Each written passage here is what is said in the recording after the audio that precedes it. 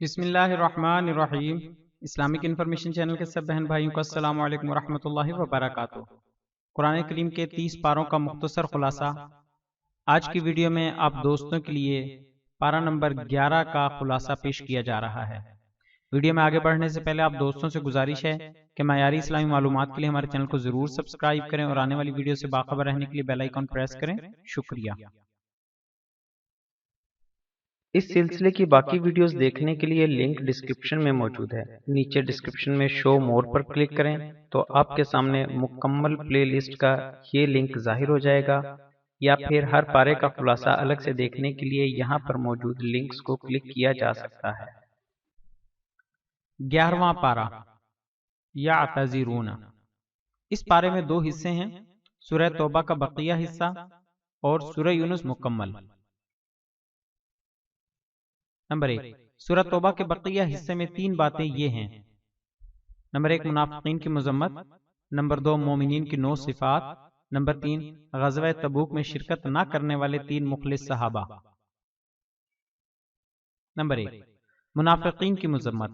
اللہ تعالیٰ نے غزوہ تبوک میں شریک نہ ہونے کے بارے میں منافقین کے جھوٹے اعذار کی اپنے نبی کو خبر دے دی۔ نیز منافقین نے مسلمانوں کو تنگ کرنے کے لیے مسجد زرار بنائی تھی۔ اللہ تعالیٰ نے نبی کو اس میں کھڑا ہونے سے منع فرمایا۔ نبی علیہ السلام کے حکم سے اس مسجد کو جلا دیا گیا۔ مومنین کی 9 صفات۔ نمبر 1، توبہ کرنے والے۔ نمبر 2، عبادت کرنے والے۔ نمبر 3، حمد کرنے والے۔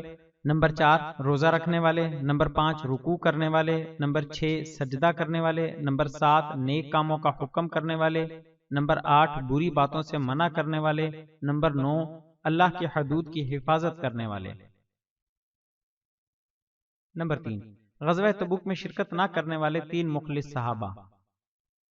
حضرت کعب بن مالک رضی اللہ عنہ، حضرت ہلال بن امیہ رضی اللہ عنہ، حضرت مرارہ بن ربیع رضی اللہ عنہ۔ ان تینوں سے 50 دن کا بائیکاٹ کیا گیا، پھر ان کی توبہ کی قبولیت کا اعلان وحی کے ذریعے کیا گیا۔ سورہ یونس میں 4 باتیں یہ ہیں۔ نمبر 1، توحید، رازق، مالک، خالق اور ہر قسم کی تدبیر کرنے والا اللہ ہی ہے۔ نمبر 2، رسالت۔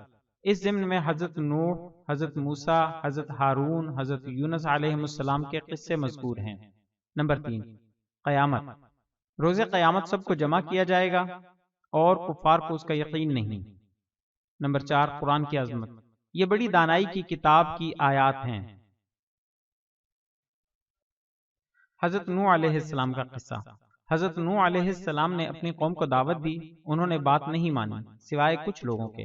اللہ تعالیٰ نے ماننے والوں کو نوح علیہ السلام کی کشتی میں محفوظ رکھا اور باقی سب کو جو کہ نافرمان تھے پانی میں غرق کر دیا۔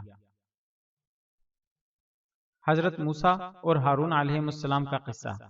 حضرت موسیٰ اور ہارون علیہ السلام کو اللہ تعالیٰ نے فرعون کی طرف بھیجا۔ فرعون اور اس کے سرداروں نے بات نہ مانی، بلکہ فرعون نے خدائی کا دعویٰ کیا۔ حضرت موسیٰ علیہ السلام کو جادوگر بتلایا اور ان کے مقابلے میں اپنے جادوگروں کو لے آیا۔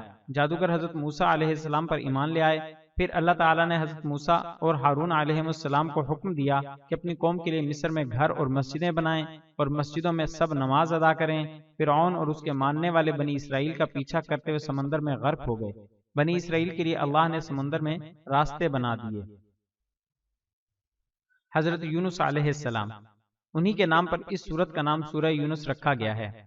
حضرت یونس علیہ السلام کا نام قرآن میں 4 جگہ سورہ نساء، سورہ انعام، سورہ یونس اور سورہ صافات میں صراحتاً یونس آیا ہے، اور 2 جگہ سورہ یونس اور سورہ قلم میں اللہ نے ان کا ذکر مچھلی والا کی صفت کے ساتھ فرمایا ہے۔ حضرت یونس علیہ السلام کے واقعے کے 2 رخ ہیں۔ ایک، ان کا مچھلی کے پیٹ میں جانا، اس کا تفصیلی ذکر سورہ صافات میں ہے۔ دوسرا، ان کی قوم کا ان کی غیر موجودگی میں توبہ استغفار کرنا، سورہ یونس میں اس طرف اشارہ ہے۔ قصہ۔ حضرت یونس علیہ السلام اپنی قوم کے ایمان سے مایوس اور اللہ کا عذاب آنے کو یقینی دیکھ کر نینوا کی سرزمین چھوڑ کر چلے گئے۔ آگے جانے کے لیے جب وہ کشتی میں سوار ہوئے تو سمندر میں طغیانی کی وجہ سے کشتی ڈوبنے لگی۔ حضرت یونس علیہ السلام نے سمندر میں چھلانگ لگا دی۔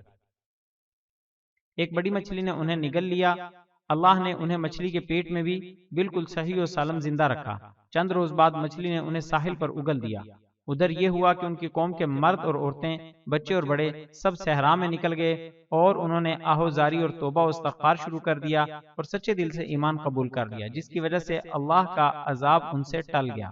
آخر میں آپ دوستوں سے گزارش ہے کہ ہماری حوصلہ افزائی کے لیے ہماری ویڈیوز کو لائک اور شیئر ضرور کریں۔ شکریہ، جزاک اللہ خیرہ۔